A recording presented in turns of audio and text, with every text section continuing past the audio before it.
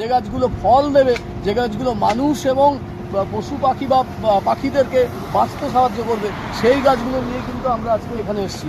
বৃক্ষরোপণ কর্মসূচি আমাদের শুরু হচ্ছে। বিশ্ব উষ্ণায়ন রুখতে অভিনব উদ্যোগ পরিলক্ষিত হলো দেগঙ্গায়। অফিস ছুটির পর বিদ্যুৎ সংস্থার কর্মীদের সঙ্গে নিয়ে রাস্তার দুপাশে বৃক্ষরোপণে নামল দেগঙ্গা বিদ্যুৎ বন্টন সংস্থার আধিকারিক বাপ্পাদিত্য ঘোষ।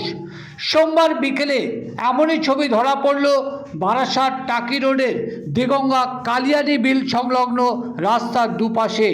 এদিন শতাধিক নানা ফলের চারাগাছ বসাতে দেখা গেল দেগঙ্গার বিদ্যুৎ বন্টন সংস্থার আধিকারিক সহ বিদ্যুৎ দপ্তরের কর্মীদের।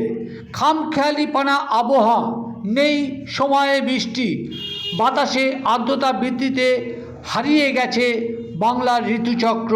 তাই বর্ষাকালে আর বর্ষার দেখা নেই, নেই শীতকালে শীত, গ্রীষ্মের দেখা নেই, বাড়ছে গরমের প্রভাব, বর্ষাকালে বর্ষা নেই।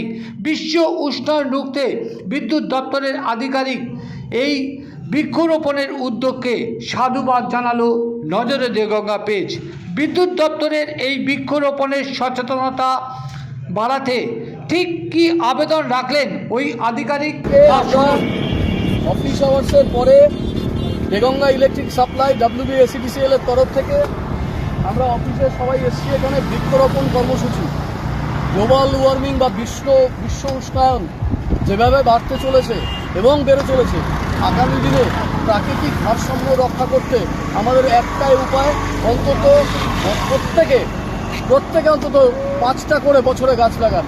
যদি সেটা করতে পারি, আগামী দিনে কিন্তু আমাদের ভবিষ্যৎ প্রজন্মকে এই বিশ্ব উষ্ণায়ন বা প্রাকৃতিক যে দুর্যোগ তার হাত থেকে রক্ষা করতে পারবো। আমাদের দেগঙ্গা ইলেকট্রিক সাপ্লাইয়ের তরফ থেকে, WBSETCL এর তরফ থেকে আমাদের নিজস্ব এটা উদ্যোগ।